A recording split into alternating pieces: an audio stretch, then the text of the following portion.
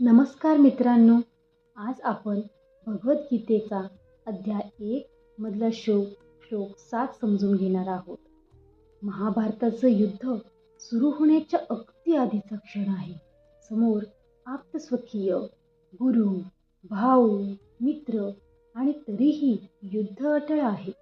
या श्लोकात कुठेही कृष्ण बोलत नाहीत, कुठेही अर्जुन नाही.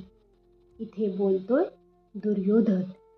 आणि म्हणूनच हा श्लोक फार महत्त्वाचा आहे, कारण यामध्ये वाईट माणसाचं मन कसं काम करतं हे अगदी उघडपणे दिसतं.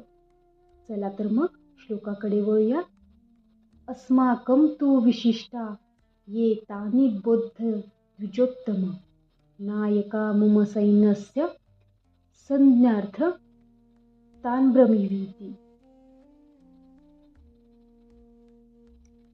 हे श्रेष्ठ ब्राह्मणा, द्रोणाचार्यांनो, आमच्या बाजूचे जे खास आणि बलवान योद्धे आहेत, जे माझ्या सैन्याचं नेतृत्व करत आहेत, त्यांची नावे मी तुम्हाला सांगतो. फक्त माहिती म्हणून लक्षात ठेवा.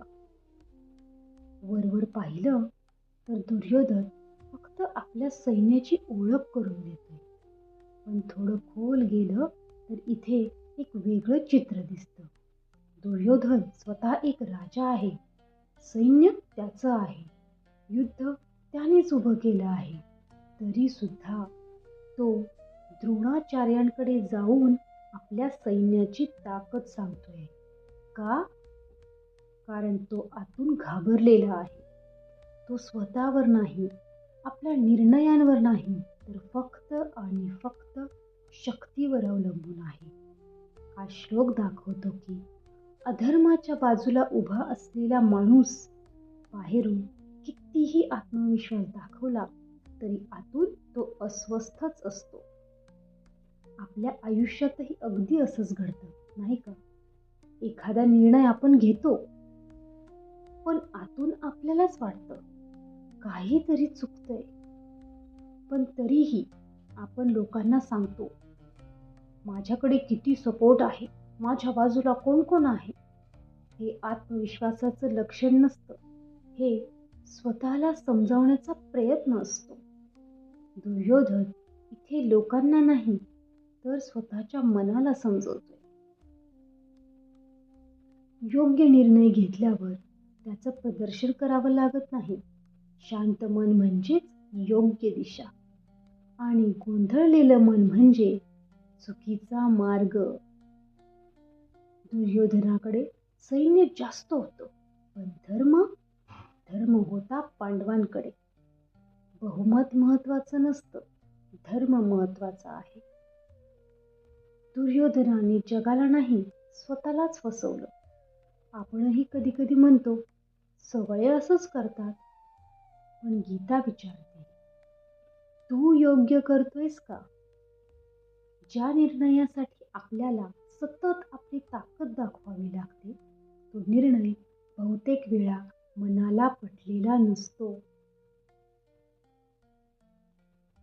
मित्रांनो, हा श्लोक आपल्याला युद्ध कसं लढायचं हे शिकवत नाही, तर आपल्या मनातलं युद्ध कसं ओळखायचं हे शिकवतो. दुर्योधनाकडे सगळं होतं, सैन्य, सत्ता, लोकांचा पाठिंबा, पण तरीही मनात शांतता नव्हती. आणि पांडवांकडे सगळं कमी असूनही धर्म त्यांच्या बाजूला होता. गीता इथे आपल्याला एकच प्रश्न विचारते, तू ज्या बाजूला उभा आहेस त्या बाजूला तुझं मन शांत आहे का?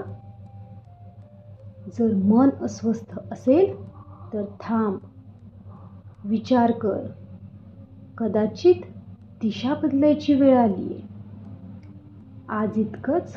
जर हा श्लोक तुम्हाला मनाला लागला असेल तर व्हिडिओला लाईक करा, चॅनलला सबस्क्राईब करा आणि कमेंटमध्ये नक्की सांगा तुमच्या आयुष्यात सध्या कोणतं युद्ध सुरू आहे. पुढच्या व्हिडिओत भगवद्गीतेचा पुढचा श्लोक याचा खऱ्या, साध्या आणि मानवी भाषेत घेऊन येते. तोपर्यंत धर्माच्या बाजूला उभे राहा, कारण शेवटी विजय तिथेच असतो. जय श्री कृष्ण.